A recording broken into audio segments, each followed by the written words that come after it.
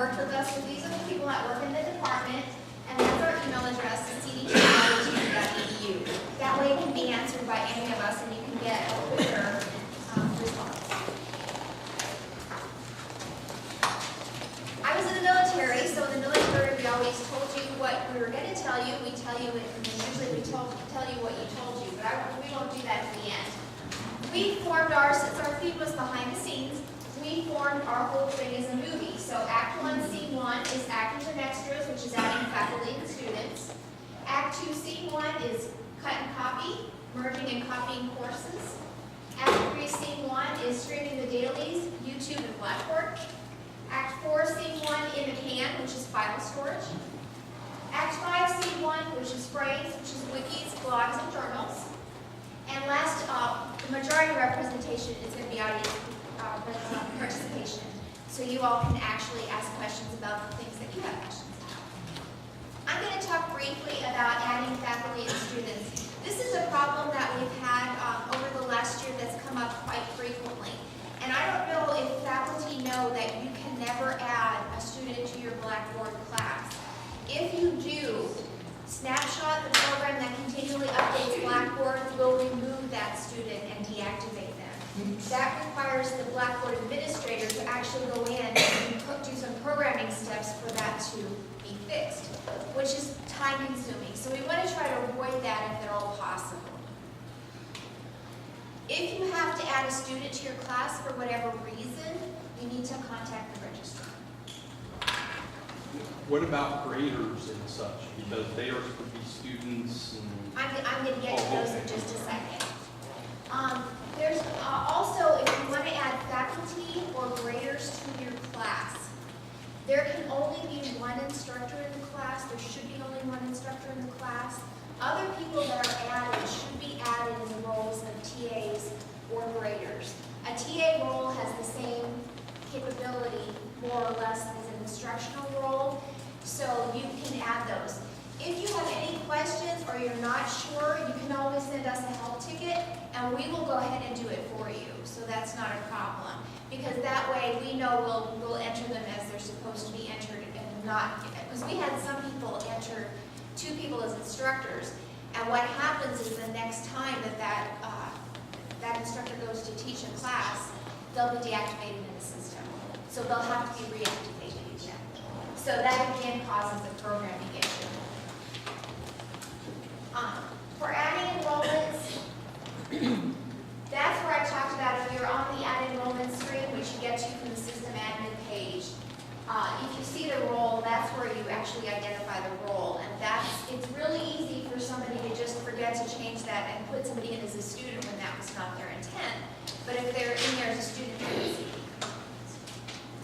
And that's all I really wanted to go over about adding enrollments before we go to the next area. Does anybody have any questions about adding enrollments? Yes? Right here, if you go in and start typing into that, under like the username window, Right. I type stuff in there and then they don't quite get it right and they hit browse and it ends up just like getting rid of I it. always just hit browse and then type it in the window that comes up, because that way it works better. So, If you type in the name and then you click browse and you find a student, it has both your attempted spelling and their actual. So it's just better just to do browse. That's what we always do. But we can't really do this because it'll drop them out. Is that what you're saying? For a student. For a student, For a student. you cannot. It will kick them out of the system. And then IT gets a lot of calls that the student can't access their Blackboard course. That's usually what happened. If Okay. somebody has added them in. But we can't add somebody as a grader here and they will stay in. A grader or a Yes. TA. It's A only grader or the a TA role. will stay in. The Yes. role of a student or instructor cannot be added manually. Okay. So you can add any other of the roles, so grader or TA. Okay. Just an But if you're instructor. going or a to student. add roles, make sure that you don't add another instructor. Okay. Thank you. Okay, how many of you have received emails from Colleen? She sends out emails about different workshops going on, just different information. Okay, and it goes to all the instructors. She also sends out emails about merging and copying courses. Have y'all seen those emails? How many of you have taken us up on that and had us copy courses or merge courses? Great. Okay, so we just wanted to share with any of you who didn't know that this was available by our department.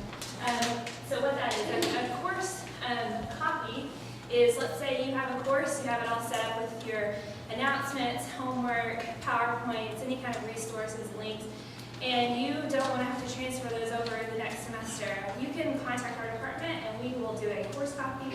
It'll copy that course over into your new section, and so you don't have to do any of that work, and we can do that for you. So all you have to do is email our department and we will get that done for you. The other one is course merging. So let's say within the same semester you're teaching multiple sections of the same course, and you're going to give your students the same homework, the same announcement, but you don't have to go in and do it in both sections. We can actually merge the two courses together into what's called a parent course, and those courses will become the children courses.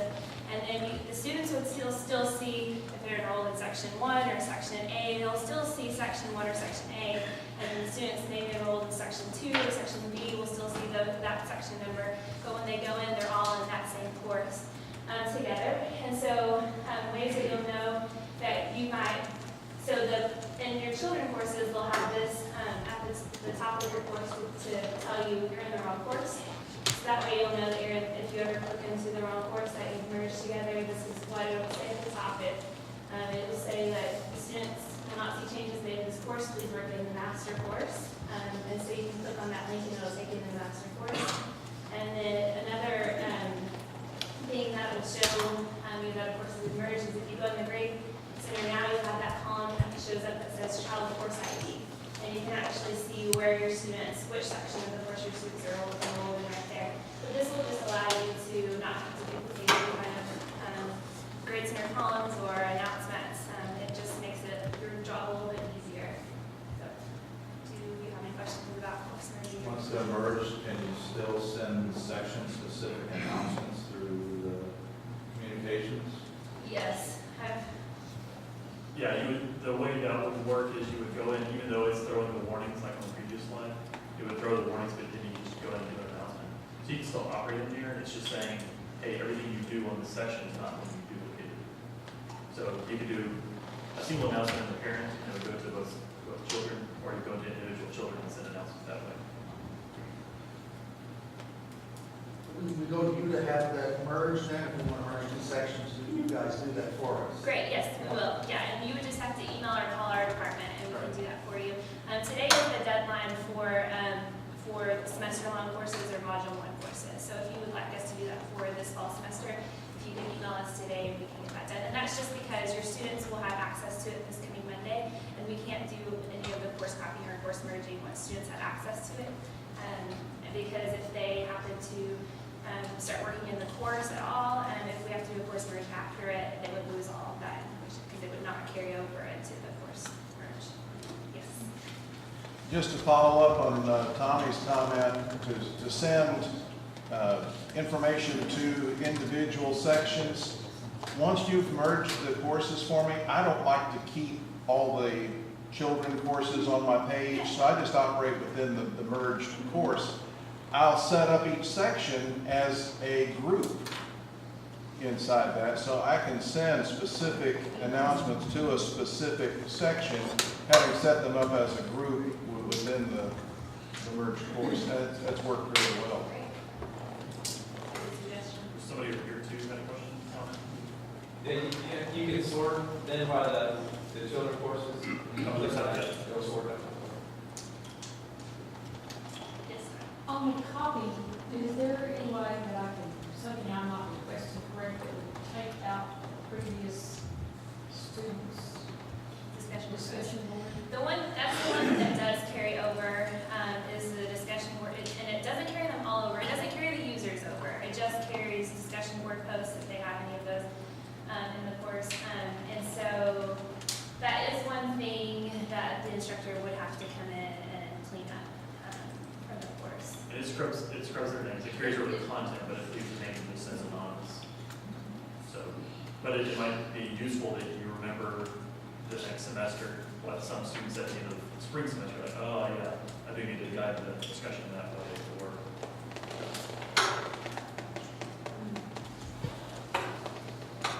Any other questions about course copying or course merging? Like I said, we'll do it for you if you let us know today. We can get that done for the fall semester.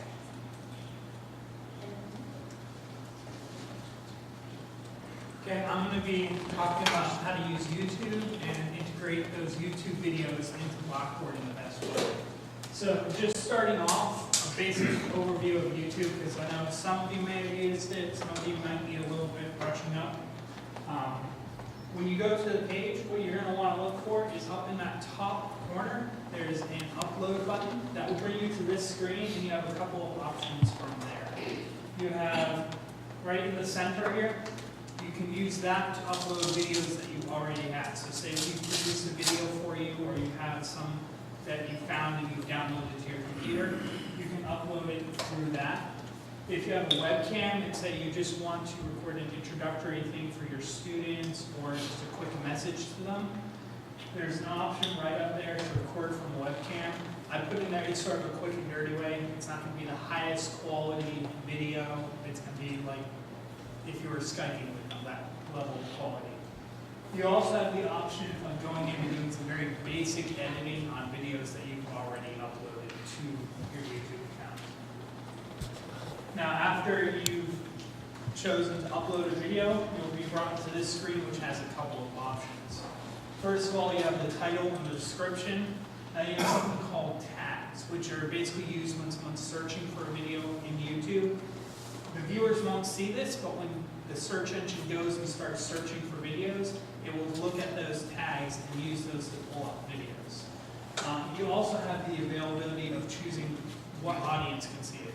If it's public, anyone on YouTube can search for it and find it. If it's unlisted, it will be, anyone can stumble upon it if they have the URL, but it won't show up in any searches.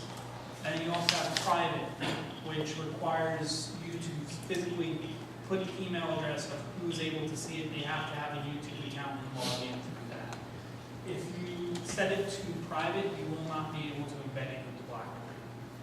Unlisted is the way that we've encouraged everyone. If you don't want to share it with the internet at large, do it as unlisted and put in that kind of secret URL. So that's just a basic overview of how to operate in YouTube, and now to how to get that video into the Blackboard course. So the first thing that we are going to want to do is go on YouTube to the video that you want to incorporate into your course. After that, you're going to click the share button, and then you're going to go to the embed tab on the share.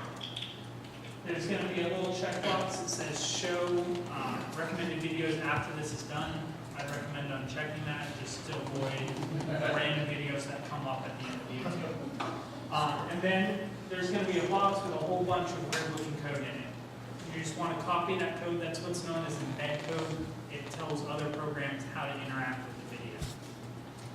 You'll then go into Blackboard and create a new item. And then in the text box, real quick, you're just going to want to go into it and hit enter real quick, just that way you have a new line.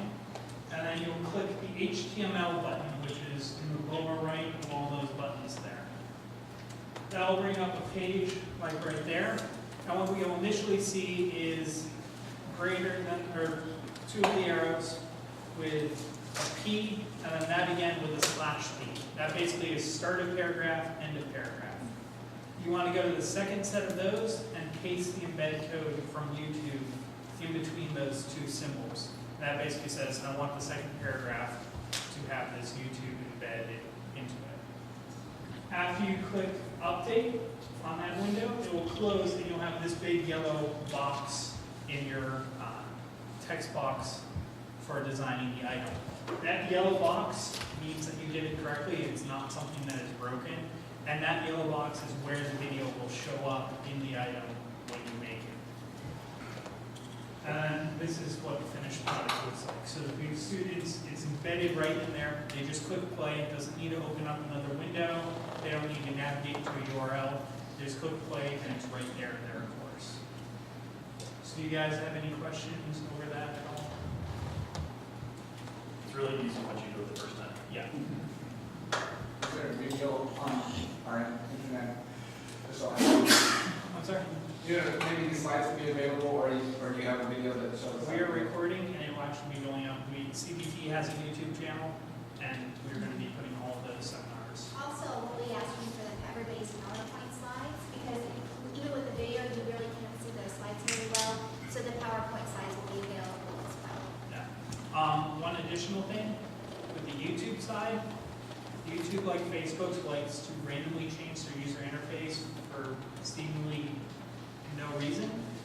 So if anything in the slides looks different than what's on YouTube, there is a nice little help button up there, and you can search for anything in there, and YouTube maintains that and updates that. So if there's any changes to the user interface between now and when you decide to do it, that's where you can find instructions on the YouTube side.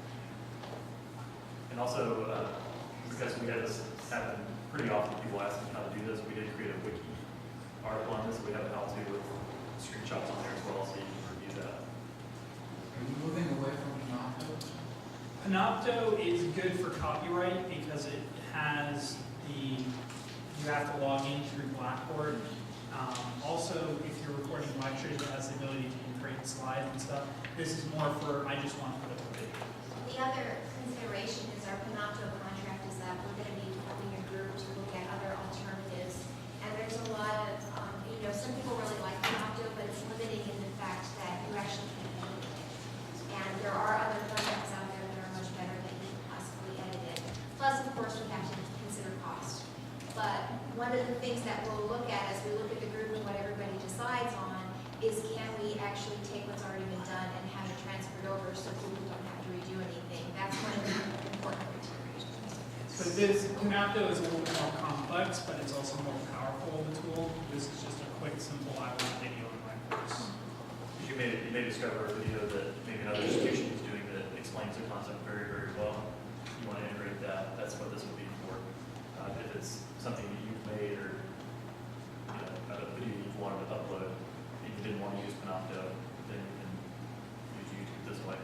What also we know is that Panopto has sometimes caused problems with, you have to provision the class and sometimes you can't do that. So One other thing to consider is, YouTube may not be optimal, but as technology changes and we go through different programs like Panopto and other products, this is a little bit more stable in the fact that it's outside of a quote-unquote product, so to speak.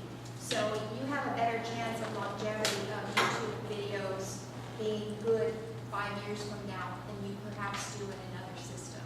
There is one caveat to that. If you don't have control over the video, or the university doesn't, whoever uploaded that can take it down, and that will break the link because it's no longer on the internet. So that is something to be wary of if you are going to other institutions. It's just, don't assume that it's going to always work. Just go back and check and make sure the video is still up there. Is there a way to save a YouTube video that's not ours? There's not a, legal. it's a very gray area. Most of the YouTube downloaders are going to contain viruses with them. So I would just say attempt to avoid that. And also, we have a YouTube channel, and that's where these videos will go, and that's where faculty development videos for the lunch and learns and all will go. So the university also has a YouTube channel as well. I recommend if you do have a video that you're wanting to use from another institution, do contact the copyright holder of that. Ask them how long that will remain up. If you can get a copy of that for your own use, they'll probably share that if they're not too stingy with it. If they are stingy with it, as long as it's public, you can still link to it. Any other questions? Yes. Dr. Olson, a little bit ago, was talking about how she does audio phone, audio feedback with some of the students. How is that done? You would probably just do that through the webcam and usually cover up the webcam with a piece of cardboard if you don't want them to see you and just use the mic on it. Or if you just have a mic, I believe it will say, oh, you don't have a webcam, so there's going to be no image, but you could just record audio. YouTube, though, is a video-based site, so it tends to favor having video. There's podcasting programs too that you can use if you just want audio. So I mean, you have that. Last night we were, we're kind of Skyping together. We were just talking about we weren't using video, it was just audio, and I was actually using the microphone off of my webcam. And so that's something you can record audio. There's a website called SoundCloud. That's almost as popular as YouTube for just audio. And a lot of musicians will use that, and you can upload the audio that way. It gives you a URL very similar to YouTube, It has almost the entire same embedded code and all that. You can copy that into Blackboard the same. Recently, we actually put up a list of some common free technology tools, but what you all need to know is if you use a free technology tool, can't necessarily support it necessarily, and IT will not support it. So if your students have problems, IT will not support it. We will try to help you with it, but we may not know that particular program. So you can definitely use any kind of free tool like that, but you use at your own risk, is basically. We can help you, but we can't control what you does with their servers or their website. So they're limited in our abilities. And also, just to kind of coattail that, if you do use a tool you find that is wonderful, like Daniel was showing what he was doing earlier, if you find some tools that you want to use and that you're very successful with, please tell us so we can help kind of spread the word. And when somebody else asks how to do this or that, then we can kind of either direct them to you or we can help them also. Well, and that's how we actually Doceri and Camtasia are on the list of our supported technologies right now. And there's not a lot of faculty using it, but there are some faculty using it. So if it's something that picks up popularity amongst faculty, we will then provide support with it if there's enough people using it. Okay, so moving on to file storage. This is just in respect to films on demand, because I was talking of that. YouTube is easy to maintain, but I was frustrated with films on demand. I would copy the URL and then it just fails to play. In fact, when my films on demand were transferred to the next course, they didn't work. There was a problem with the actual films on demand during that period because there were multiple people having trouble with films on demand. That wasn't necessarily, I don't think, related to YouTube. I think it was films on demand's problem at that point in time.